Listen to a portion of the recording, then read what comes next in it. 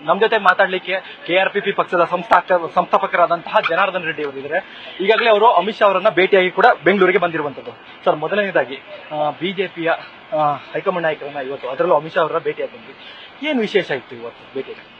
ಹಾಗಂತಲ್ಲ, ಅದು ಕರ್ನಾಟಕ ರಾಜ್ಯಕ್ಕೆ ಸಂಬಂಧಪಟ್ಟು ಕೆಲವೊಂದು ವಿಚಾರಗಳನ್ನ ಮಾತಾಡ್ಲಿಕ್ಕಂತೇಳಿ ಅವ್ರು ನನ್ನನ್ನು ಕರೆದಾಗ ನಾನು ಔಪಚಾರಿಕವಾಗಿ ಅವ್ರನ್ನ ಗೌರವದಿಂದ ಹೋಗಿ ಮಾತಾಡಿಸ್ಕೊಂಡು ಬಂದಿದ್ದೀನಿ.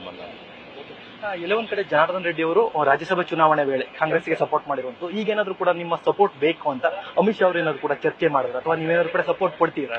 ನೋಡಿ, ಯಾವುದೇ ವಿಚಾರಗಳನ್ನ ನಾನು ಈಗಲೇ ಹೇಳಲಿಕ್ಕಾಗಲ್ಲ. ಇನ್ನೊಂದು 2-3 ದಿವಸಗಳ ನಂತರ ಹೇಗೆ ಏನು ಅನ್ನೋದನ್ನ ವಿವರವಾಗಿ ನಾನು ಹೇಳ್ತೀನಿ.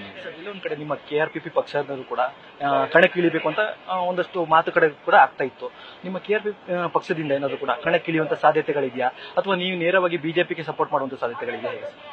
ಎಲ್ಲ ವಿಚಾರಗಳನ್ನ ಒಂದು 2-3 ದಿವಸಗಳಲ್ಲಿ ಒಂದು ಕನ್ಕ್ಲೂಷನ್ಗೆ ಬಂದ ಮೇಲೆ ಎಲ್ಲ ಮಾಧ್ಯಮ ಸ್ನೇಹಿತರನ್ನ ಕರೆಸಿ ನಾನು ಹೇಳ್ತೇನೆ. ಸರ್, ಒಂದೇ ಒಂದು, ನಿಮ್ಮ ಸ್ನೇಹಿತರಿಗೆ ಈಗಾಗಲೇ ಬಳ್ಳಾರಿಯಿಂದ ಕಣಕ್ಕಿಳಿದಿರುವಂತದ್ದು, ಈಗಿನ ಪರಿಸ್ಥಿತಿಗಳು ನೋಡಿದಾಗ ಅವರ ಗೆಲುವು ಸುಲಭ ಅನ್ಸುತ್ತಾ, ಟಫ್ ಅನ್ಸುತ್ತಾ ಸರ್? ನೋಡಿ, ನಾನು ಆ ರೀತಿ ಯಾವುದೇ ಒಂದು ಲೆಕ್ಕಾಚಾರಗಳಿಗೆ ನಾನು ಇವಾಗಲೇ ಮಾತಾಡಲಿಕ್ಕೆ ಹೋಗಲ್ಲ. ನಾನು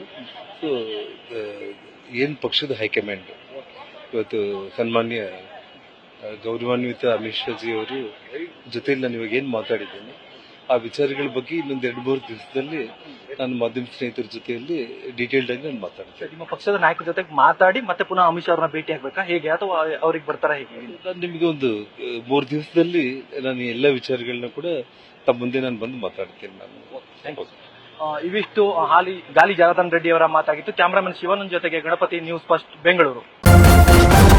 ನ್ಯೂಸ್ ಫಸ್ಟ್ ನಿರ್ಭೀತಿಯಿಂದ ನಿಮ್ಮ ಪರವಾಗಿ.